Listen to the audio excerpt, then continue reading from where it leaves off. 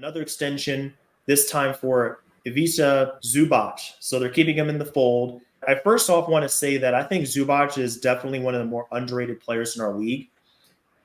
He doesn't get a lot of credit for what he does as a rim protector.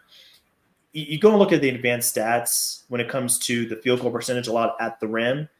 I don't have the numbers in front of me, but I based on what I've seen in past seasons, he's definitely in the upper end of the spectrum in terms of just making life difficult for opposing centers, just opposing players in general. So with a guy like Zubac, you know what you're going to get.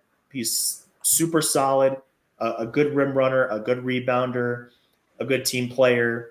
And he was under contract. He is under contract for this coming season at just $11.5 million. Really good deal for a starting center. And then it's going to jump up next year in 2025 for the first year of the extension for 18.1. The second year is 19.5.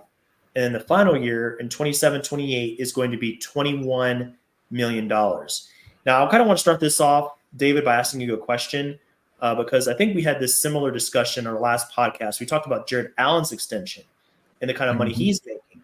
And it is actually more than what Zubac is making. I think he's in the 28 million range when you get to the latter years of his extension. And Zubac is only at about 2021. So the conversation revolved around market value for centers. That's kind of where like some of us kind of had a problem with what Jared Allen was making or going to make. It seemed a little high. And then we kind of compared him to players like Hartenstein, looking at what he's making. So in your evaluation, looking at 18, 19, 21 million, given that the fact that the salary cap is going to rise, do you think this is a cost-effective move for the Clippers to make for a guy like Zubac that's not an all-star level center? He's not any kind of star in that way, but he's really solid. Just from a monetary standpoint, do you feel like this is a good value for the Clippers? I do. I mean, I think being a Thunder fan, my mind immediately goes to Steven Adams, who's another guy who's like just a solid center. And the kind of money that he made with this deal with the Thunder, which was probably a bit of an overpay. But they tend to do that to get guys on extension. And then like even Memphis, like I look at history of what centers make. He's making about 10%, 11% of the salary cap in 25, 26, and 26, 27. That's, to me, for a starting center, especially one that's as solid as Zubac is, like, I take that all day. Especially for a team like the Clippers that is so close to the first apron, that has had to get some flexibility back. It does give them some flexibility. It's a very tradable deal if they want to trade.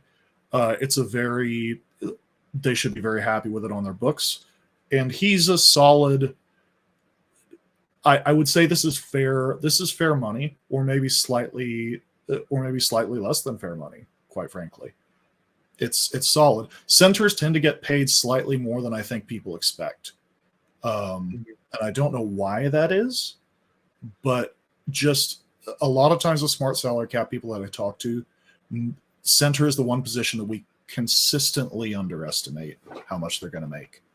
I think the league values it slightly higher, even for kind of journeyman guys. So yeah, I like the deal. I like the deal for them. They're not going to get anyone better in the free agency with the money that they had to work with, and it's very fair. You bring up a great point, David, when you talk about the value that teams place on centers relative to, I think, the value that we as fans, or most fans, I would say, place on centers. They see centers making 20, 25, approaching 30, and they're not even like franchise level centers, and people get sticker shock. That's a word that I've heard tossed around so many times over the past year or so. It's so common to see people freak out when they see 20, 30, 40, 50 million going out to players. They're like, for him? Like, is he really worth all that? I've never heard of that guy, or I don't know much about him. But if you really kind of dig in to the impact that centers have, you look at the Jared Allens, and you look at the Hartensteins, and you look at the Zubaches of the world. Are they going to carry an offense? No, that's not their role. They're not a Towns. They're not, one of these other like incredible. They're not Embiid. They're not going to drop 30 plus points frequently like that. But they provide a level of rebounding. And we've seen in the Thunder situation where that can really hurt them, not having a sturdy center. That's why they brought in Hartenstein. That's why they probably kind of overpaid for him, because they understood what they needed from that position. And I'm sure, you've seen that a lot and you've been around the discourse a lot. So it kind of fits into the discussion here.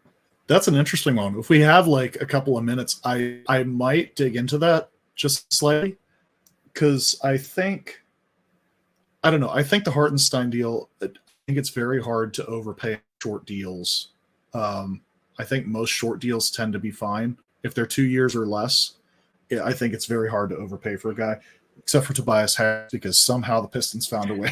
But he just keeps getting paid. He's one of the best agents in the world, I swear. How does he keep doing this? He can't get away with it. He can't get away with this. But yeah, no. It is interesting when you look at centers. I mean, I had the experience, last year, like Holmgren was the one kind of, I mean, you can say Jalen Williams, but he's even a little bit, he doesn't really have the size to be full-time center. He's 6'10", but he's got some beef to it, but he does get pushed around a little bit. He was the biggest guy on the roster the year before by a long shot. They had like Kenrich Williams playing center a lot at like 6'7". So I've had the experience of watching a centerless team, basically. And people don't realize how much just a steady hand at the tiller at that position means. Just for like getting you through the regular season, just having a guy that you can say, all right, he's there for the back line. If I screw up on my coverage, there's someone there to help. Right. That means a lot to a team. Just having someone that you can be like, okay, they're going to get the rebound, where you're not constantly going 100 miles per hour and having to exert full effort, because you have a guy who's got enough beef on him to say, no, that's my rebound.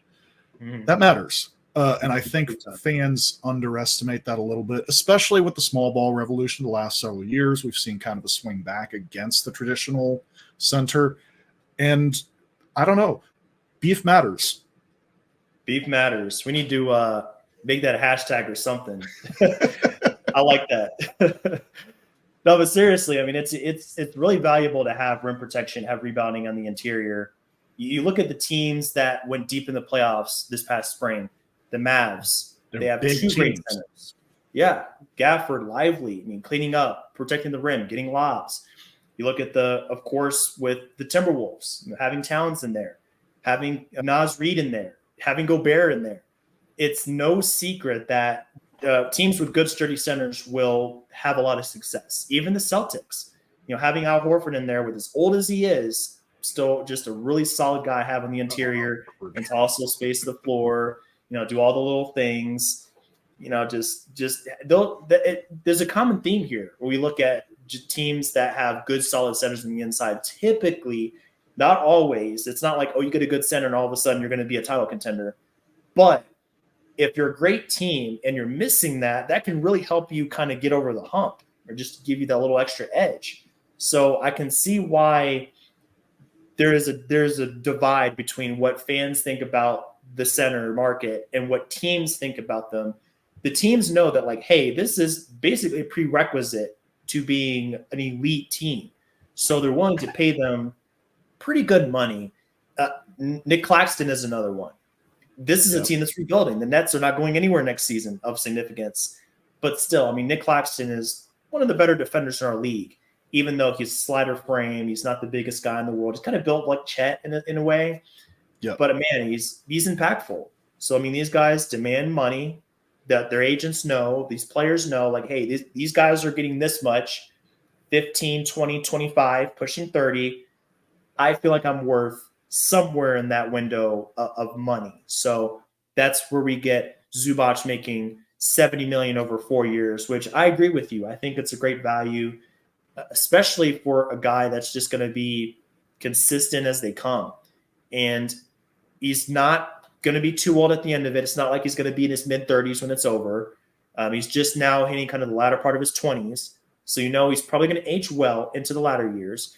And it's also tradable. So if the Clippers find themselves in a situation in the next couple of years, which I think they will, to where they pivot because, Kawhi getting into the end of his career, same for Harden, they need to go in a different direction. Okay, let's say Zubac is 30, 29 years old. Hey, flip him for a couple, some picks, a couple of good young players. There's a lot of ways they can go with this. So I think they made a good move here, just tacking on years because of where they're at and also where they could be just with the flexibility of everything.